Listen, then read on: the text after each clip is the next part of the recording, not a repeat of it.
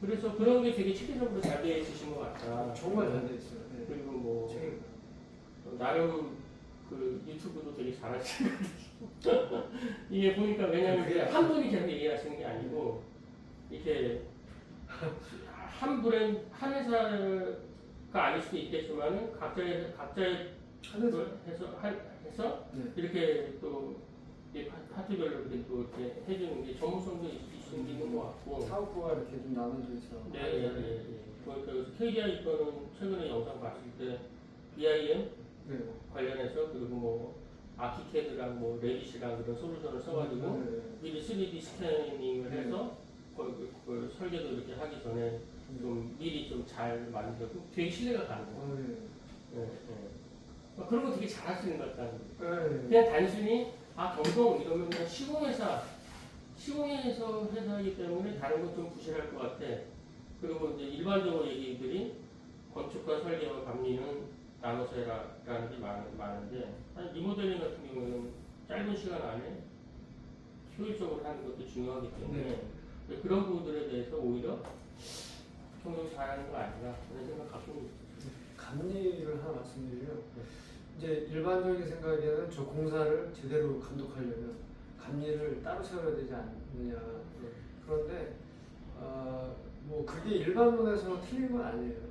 근데 뭐 어떤 또 이 부조리가 생기냐면 감리가 예를 들어서 감리가 과연 정말 그 건물주 편에 서느냐.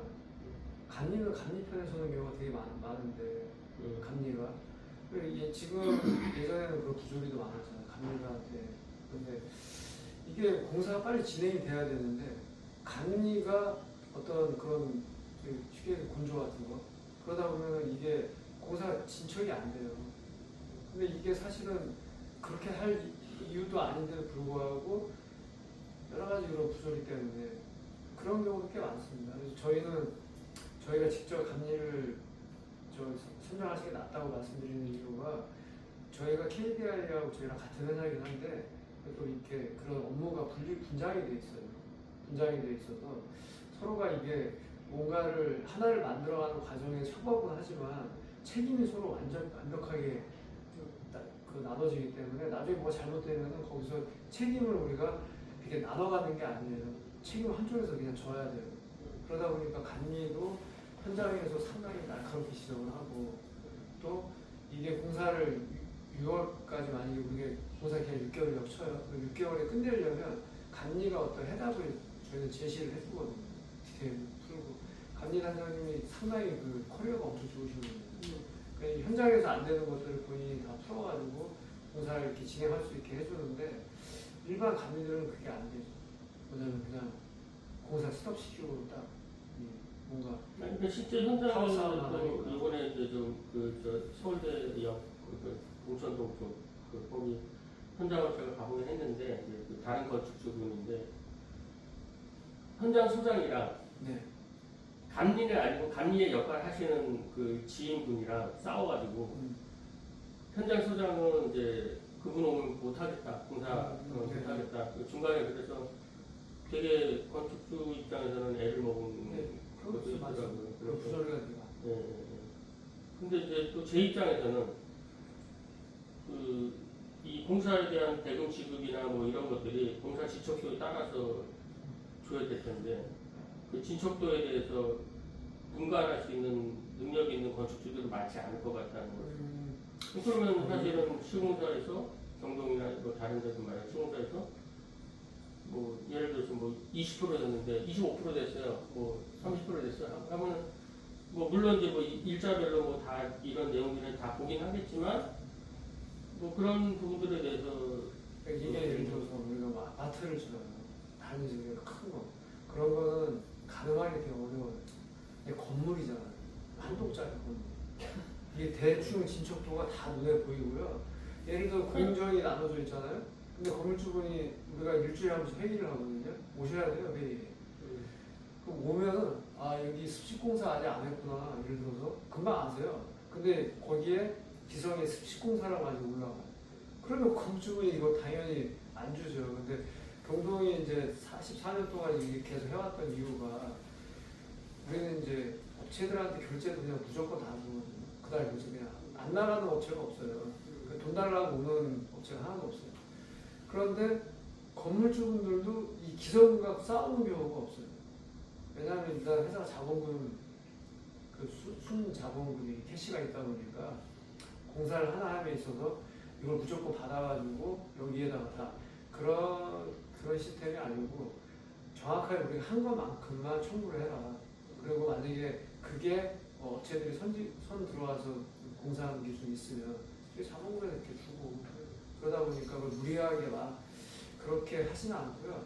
저는 오히려 그런 생각에서 좀 자유로워지시고 공사를 가장 중요한 거는 금융이자나 이런 것들이 중요하잖아요. 우리가 빠른 시일 내에 하이 퀄리티를 끝내는 게 중요해요. 그러면 건물주분이 일단은 자주 오셔야 돼요, 현장에. 자주 오셔서 문제의식도 얘기를 하시고 또 회의를 통해서 본인들이 주장하고 싶은 얘기도 하시고 또 우리 공사에 또 애로사항이 되게 많거든요. 그런 얘기도 한번 들어보시고 이래서 이거를 한 팀이 돼서 원팀이 돼서 그 정해진 공기간에 빨리 하이 퀄리티를 끝내는 게 중요해요. 그리고 경동이 일단은 그 10년 동안 이 건물 관리해야 된다 했잖아요. 네. 그런 회사가 솔직히 몇이나 되겠어요. 그러니까 우리가 만약에 공사를 대충 하면은 우리가 괴로워요, 우리가. 그러니까 그런 개념을 일단은 그냥 설계도 제가 말씀드리지만 일반 공사와 특수형 공사. 일반 공사는 설계를 해갖고 오신 거예요.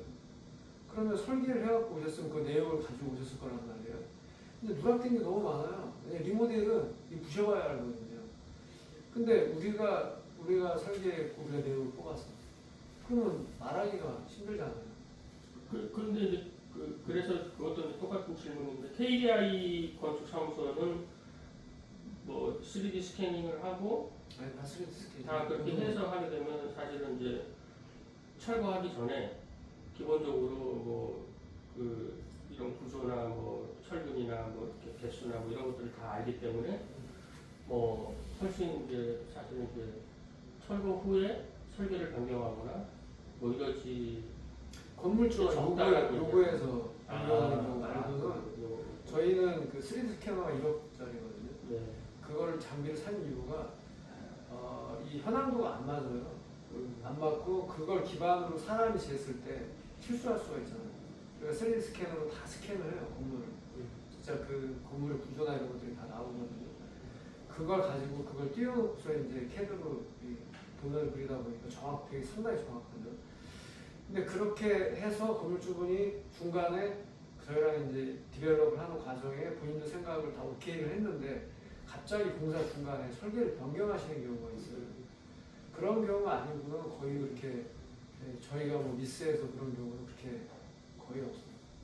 그것도 있고 이제 하나 더 질문 드리고 싶은 거는 이제 그러면 아키캐드나 레빗이나 이런 것들을 쓰는 이제 그런 전문가가 KDI 건축사무소에 있는 건지. 그렇죠. 레빗은 BIM을 저희가 적용하기 시작한 거는 그렇게 오래되지 않았는데, 네. 그러니까 이런 조그만 건물 공사를 하면서 BIM을 적용하는 그 회사들이 많지는 않아요. 근데 그 빌딩 인포메이션이잖아요. 네. 그 빌딩 인포메이션 모델인데 그 어떤 건물을 내 정보를 BIM 개념이 그러니까 일반 우리가 건축 디자인은 한 사람의 생각을 내가 수작업을 하든 아니면 CAD를 하든 그 사람 생각을 여기다 뿌리는 거잖아요. BIM은 뭐냐면 한 사람의 생각이 아니라 여러 사람이 컴퓨터를 하나의 매개체를 같이 쓰면서 여기에 자기들의 생각과 정보를 계속 같이 넣는 거예요. 그러면서 만들어지는 거는 어디에 유리하냐? 대단히 공사, 큰 공사 이런 데 다 BIM을 하죠. 혼자 설계 안 되잖아요. 여러 사람이. 그러니까 어떤 설계가 나와서 메스가 나왔어요. 그 메스의 물량과 몇 회배다. 이 물량을 공사하는 업체는 누구다. 담당자 전화번호 누구다. 이런 것까지 거기 다 집어넣을 수가 있어요. 인포메이션, 정보를. 근데 그거를 경동은 하는 거죠. 왜냐면 결국은 나중에 BIM으로 설계를 했을 때 건물주가 뭔가 바꾸고 싶어요. 일반 설계는 빨리 못 바꿔요. 맞아요. BIM 설계는 다 그려야 되는데 네. 레빗은 이쪽은 그냥 하나만 딱 하면 자동으로 다 따라서 바뀐다. 3D 레빗으로 이걸 바꿔놓으면 네. 설계가 같이 다 바뀐다고 그래요. 그래서 그런 거 굉장히 효율적이고 속도도 빠를 거라고 저는 봅니다. 그렇죠. 이게 이제 완벽하게 딱 정착만 되면 속도가 엄청 빨라지는데 이제 저희도 이게 지금 이제 도입한 지 꽤 됐는데 BIM이라는 거는 상당한 고급 기술이 필요한 거다 보니까 지금 몇 개의 현장을 계속 저희가 이 현장을 이제 모델로 계속 도면을 BIM으로 그려보는 거예요. 디자인을 하는 건데 이거를 계속 이런 레퍼런스를 만들면서 이제 최종적으로는 상당히 이제 정확한 BIM 정착이 되겠죠. 건축사무소 중에 이제 그런 걸 강조하는 사무소들도 이제 많이 생기는 것 같더라고요. 그래서 오히려 사실은 이제 물론 이제 시공으로는 44년 뭐 경동 및 네. 그 포지셔닝을 명확하게 하고 계시지만 건축사무소 TDI 같은 경우에는 오히려 그런 쪽으로 해서 오히려 좀 더 포지셔닝을 하면은 참 더 좋을 것 같아요. 그리고 저희가 주로 활동하는 데 강남 쪽이잖아요. 근데 강남이라는 데는 땅값이 비싸니까 이렇게 건물들이 다 붙어 있잖아요, 거의. 그리고 이 사람들이 사는 어떤 라이프 스타일이나 또 어떤 그레이드가 일반 다른 데보다 좀 높잖아요. 그러다 보니까 민원이 되게 많이 들어와요. 소음이라든가 이런 먼지 이런 거. 근데 경동하우징이 제가 경동에 있으면서도 참 그러니까 경동에 없을 때는 저게 가능한가? 강남에서 저렇게 계속 공사하기가? 근데 경동에 들어와서 보니까 경동은 그 시스템이 다 돼 있어요. 그러니까 공사는 공사, 설계는 설계, 또 디자인은 또 디자인팀이 따로 있고 디자인 설계가 또 이렇게 분리가 되어 있거든요. 거기에 또 공무팀, 그 다음에 BS팀, 또 기전팀. 기전팀은 이제 전기설비 이런. BS팀은 또 비포 서비스라고 해서 문제가 일어나기 전에 미리 가서 점검하고 또 안전이 또 있어요. 안전팀. 그러니까 이런 시스템이 다 이렇게 갖춰져 있는 회사는 제가 알기로는 그 리모델링 회사 중에 제가 알기로는 없는 걸로 알고 있거든요. 그러니까 매출 규모는 저희보다 큰 회사가 있어도 이렇게 시스템이 다 갖춰 있는 회사는 제가 알기로는 없는 걸로 알고 있어요. 그러다 보니까 건물을 건축주님이 어떤 의뢰를 했을 때 얘네도 공사는 잘하는 것 같은데 왜 이렇게 저렇게 불안전하게 하지? 걱정이 될 수밖에 없잖아요. 사고 나면 또 여러 가지 책임에서 완벽하게 잘 볼 수가 없으니. 근데 저희는 자체 안전팀이 있어가지고 현장 수사가 되게 힘들죠. 그러다 보니까. 근데 그런 모든 관리가 다 통합 솔루션이 되어 있는 회사라는 측면에서 저는 뭐 경동의 직원이긴 하지만 정말 그 리모델링을 경동에다 맡기는 게 오히려 답이 아닌가라고 말씀을 드리고 싶은 건 좋습니다. 여기까지만 일단. 너무 이거 하면 또 공식적인 얘기만 우리가